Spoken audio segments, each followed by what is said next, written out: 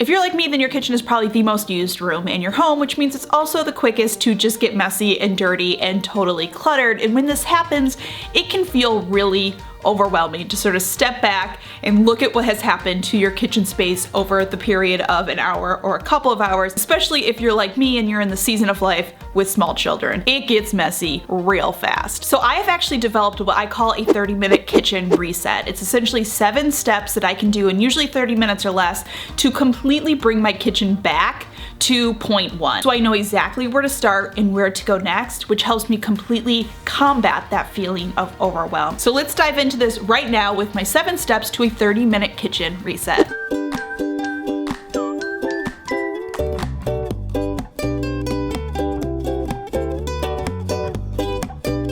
Okay, so the first thing that I do is I pick up trash. I'm just going to take anything that is trash and get it into the trash can. Now, the reason that these 7 steps work is because you really are focusing on like one thing at a time. Lots of times when we're looking at a space that can feel really overwhelming, it's really easy to jump from like thing to thing to thing, right? So like we're putting away some trash and now we're like decluttering a drawer and then we're putting something back upstairs. So don't get distracted as you're going through it. Step 1 is like literally just trash. And then you can move on to step 2. Now I focus on just my flat surfaces. By flat surfaces, I mean counters and I mean floors. We're not getting distracted by washing the dishes right now. Just if there's a dish, it needs to go to the sink, you're putting it in the sink. Lots of times we will leave things out on our flat surfaces for convenience. We think it'll be easier to just leave it out. But honestly, it takes you less than 10 seconds to like open a drawer and put something away and 10 more seconds to take it back out when you need to use it. Sometimes people will downplay the importance of getting rid of some of that visual clutter that's out on flat surfaces.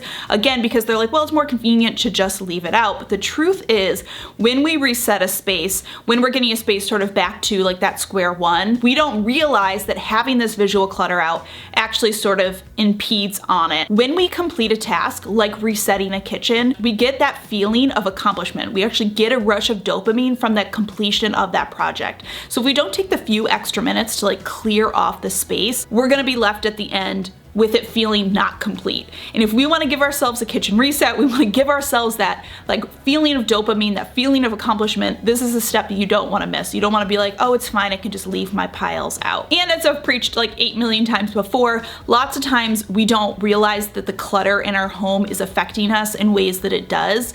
Visual clutter subconsciously affects our brain. It's been proven to increase anxiety, to increase procrastination, to decrease productivity and motivation. And so taking a little bit of extra time to just like slide these things away where they go really does make a big difference. So don't downplay them. Now, if you find that you constantly get stuck on this step of like clearing flat surfaces, you still end up with a lot of stuff on your flat surfaces that you're not really sure where it goes, and you end up with a bunch of kind of piles of stuff. Organized clutter is still clutter. So I will link 2 videos down below. I have one all about visual clutter and then one about surface clutter that will help you if this seems to be a roadblock that you're constantly getting into. All right, next we are going to move on to dishes. So go ahead and clean your dishes. If it is necessary for you to empty your dishwasher, to do that, empty the dishwasher, clean the dishes. Basically, we're conquering the dishes. Step number 4, take out the trash. Don't just try to keep compacting it down, because your kitchen's not going to feel fresh and reset if you don't have a completely empty trash can. I honestly laughed to myself a lot about taking out the trash, because it is something that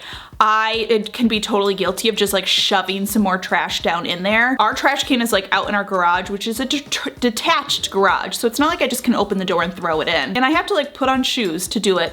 But still, it literally takes me maybe 60 seconds. I always am like reminding myself, I'm like, Callie, it is going to take you literally no time to take this trash out. Like what is it about us that like naturally is like, I'm just gonna shove this down further.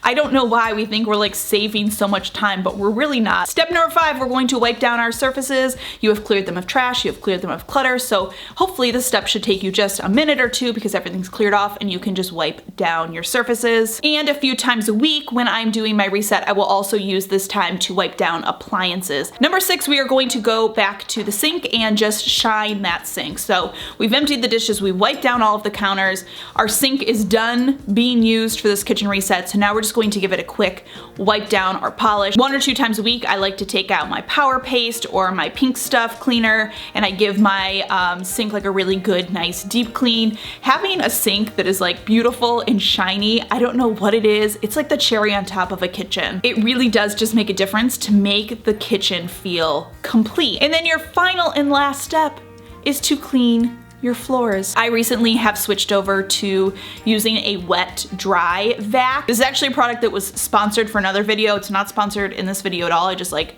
have this product now and I absolutely love it because I used to sweep and or vacuum and then I would mop, and this thing just like does both at once. I don't know why I never had one of these before, but it's so good for the kitchen. And then that's it. Now you get to step back and appreciate your beautifully refreshed, reset kitchen. You have broken it down into attainable little steps so that it doesn't feel overwhelming. You have gone from a kitchen that looks like this to this in 15 to 30 minutes. So again, let me just remind you, you're going to clear trash, you're going to clear off your flat surfaces, you're going to do the dishes, you're going to take out the trash, you're going to wipe down your countertops, you are going to shine your sink, and then you're going to wash your floors. And this will take your kitchen from overwhelmed to clean in 30 minutes or less.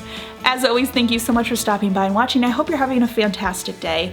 I hope that you enjoy resetting your kitchen. Remember to be kind to yourself and others, and I will see you all in my next video.